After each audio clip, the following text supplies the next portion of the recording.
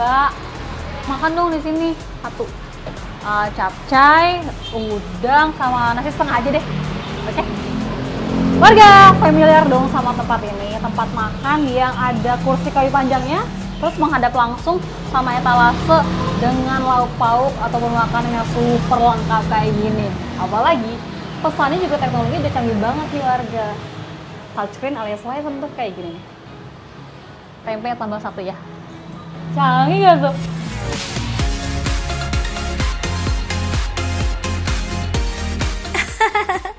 Warga Plus 62 kayaknya udah ikrip banget nih sama warung makan yang satu ini. Warung Tegal alias warteg yang ternyata udah eksis di Indonesia sejak tahun 50-an. Tapi jangan salah warga, meski jadul kepopulerannya masih awet aja tuh. Nggak peduli harga cabai atau pangan lagi naik, melewati pandemi bertubi-tubi, ratusan warteg seakan nggak gentar dan semakin merambah ke berbagai daerah sampai hari ini. Pokoknya, mau pagi, siang, sore, malam, kapanpun tiba-tiba lapar, warteg adalah kunci. Termasuk warteg Raji milik Pak Muri ini nih warga. Putra Tegal asli yang terbilang sukses merantau di ibu kota. Awalnya sih cuma jadi pedagang rokok keliling. Tapi dari modal yang dikumpulkan receh per receh, Pak Muri kemudian nekat membuka usaha wartegnya sendiri. Warteg pertamanya berhasil didirikan di kawasan Cilandak, Jakarta Selatan sekitar tahun 2003-an. Sempat vakum karena satu dan lain hal, Pak Muri kemudian membuka kembali wartegnya di tahun 2022. Masih di Jakarta Selatan. Tapi kali ini sedikit bergeser berkilo-kilometer ke kawasan Tegal Parang. Lokasi yang terbilang strategis karena berada di kawasan padat penduduk dan dekat dengan perkantoran. Fix, diburu mbak-mbak dan mas-mas pegawai sih ini.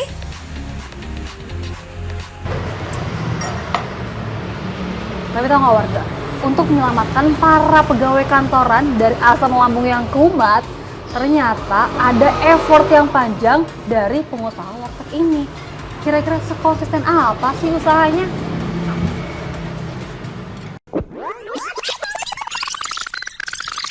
Memulai pagi dengan sembahyang, Pak Muri bersiap cus membeli sejumlah bahan untuk dimasak. Jangan lupa pamitan dulu sama istri tersayang. Dan gak ketinggalan kertas berisi daftar belanjaan biar gak ada yang kelupaan.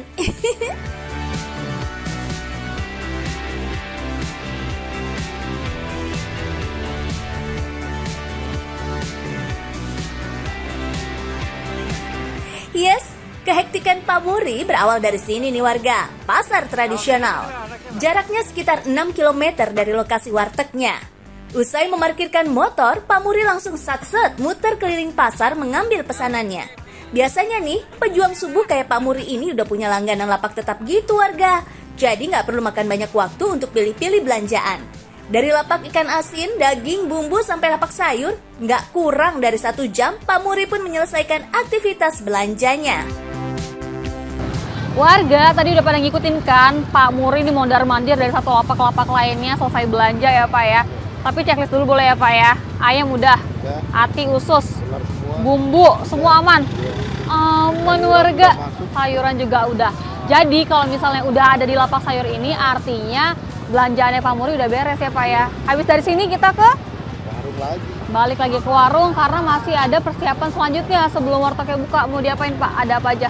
Tinggal ikan sama tempe. Oh, terus masak. Oke warga ikutin terus. Lanjut ya Pak? Oke? Oke Pak.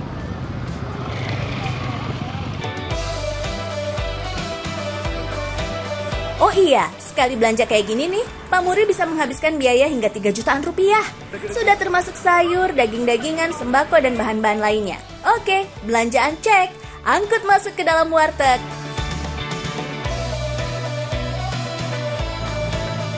Next, tugas selanjutnya diserahkan ke sang istri yang bagian eksekusi masak-memasak, bergantian sama karyawan lainnya. Selain seksi dapur, ada juga yang tugasnya membersihkan dan memotong sayur, serta melayani pelanggan. Total untuk saat ini ada sekitar 5 orang pegawai yang membantu tugas Pak Muri.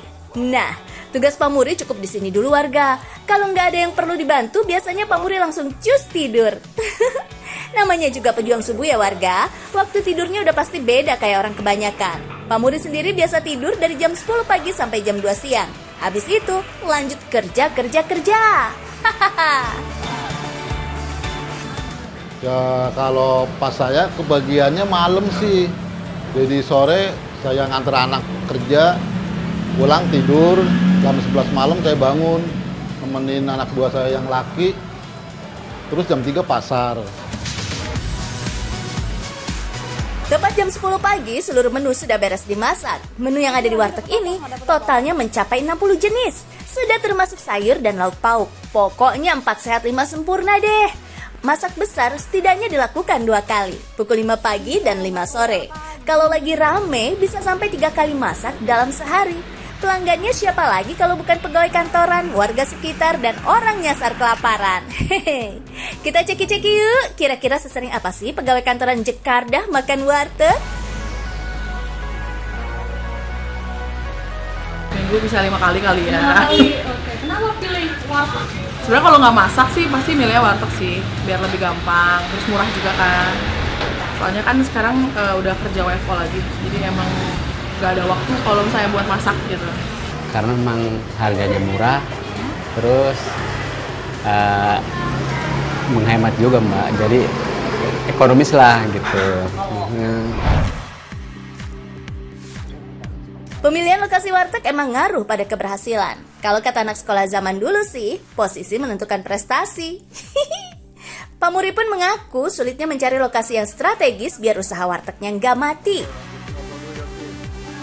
Yang susah cari lokasi, cuman alhamdulillah kita punya temen yang bisa cari lokasi sih, jadi dia cuma nunjukin ntar di sini, kalau seret kita kontrak, kalau nggak kita cari lagi begitu. Yes, meski baru setahun mangkal di Tegal Parang, tapi pelanggan warteg Pak Muri udah terbilang lumayan warga. Bahkan katanya lebih laris manis dibanding lokasi sebelumnya. Asyiknya lagi, warteg barunya ini lebih luas dan mampu menampung pelanggan lebih banyak dibanding sebelumnya. Cakep!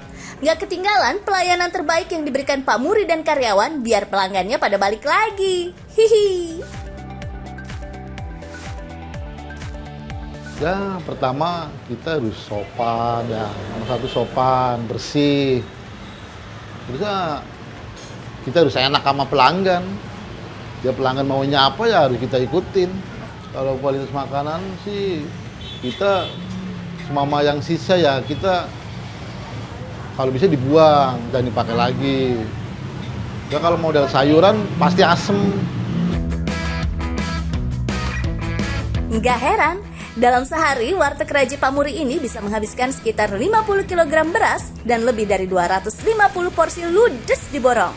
Kalau pagi pelanggannya kebanyakan pegawai kantoran yang bungkus untuk dijadikan bekal. Tapi kalau udah siang, pecah deh. Isinya mulai dari karyawan, ojek online, sopir taksi, dan warga sekitar campur jadi satu. Biasanya untuk sekali makan, pelanggan bisa menghabiskan Rp12.000 sampai Rp15.000. Isinya ada nasi, 1 pilihan sayur, dan 2 lauk pauk. Kuy, kita hitung-hitung cuan wartegnya Pak Muri dulu. Kalau pendapatan per hari ya bisa 4.000 lebih lah.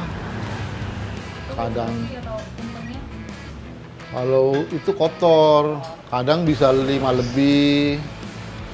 Kalau bersihnya nggak tahu, udah yang itu ibu sih. Sehari bisa menghasilkan 4-5 jutaan. Belanja per hari sekitar 3 jutaan. Berarti laba yang didapat per hari bisa 1 jutaan lebih. Kali deh tuh 30 hari dalam sebulan. Kan main. Perut warga selamat, cuannya pun berlipat-lipat.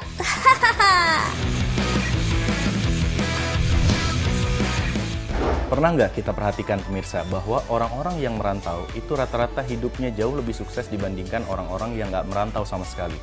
Nah ini sebagaimana yang pernah dilakukan penelitian dan juga jadi sebuah quotes atau sebuah kata-kata mutiara bahwa sebuah anak panah itu nggak akan pernah sampai ke target jika dia tidak pernah meninggalkan busurnya. Dan air tidak akan pernah menjadi air yang bersih, air yang sehat, air yang menyehatkan jika dia tidak mengalir atau hanya diam di tempat saja. Jadi air yang diam itu tidak akan sehat. Nah, kenapa hal ini bisa terjadi? Hal ini terjadi karena ketika orang merantau, dia meninggalkan zona nyaman di kampung halamannya. Dia meninggalkan zona nyaman di kampung halaman itu dan dia pergi menjauh dari kampung halamannya hingga dia kehilangan berbagai hal yang nyaman. Di antaranya apa? Orang tua yang mungkin selalu menyediakan kebutuhannya, kemudian juga teman-teman kenalannya, keluarganya, kemudian juga rumahnya dan lain-lain, bahkan makanan favoritnya pun harus dia tinggalkan. Nah ini, kemudian ketika dia merantau, dia kehilangan itu semua dan berada di zona yang namanya zona kepepet. Kepepet harus sukses. Kenapa? Ya karena dia nggak punya rumah, dia nggak punya orang tua, dia nggak punya orang yang siap menolong dan membantunya, atau teman-teman, rekan-rekan, keluarga saudaranya. Dan bahkan dia tidak punya makanan yang dia suka di tempat perantauannya ketika pertama kali datang. Namun yang terjadi adalah, jika kita merantau, kita akan mendapatkan gantinya,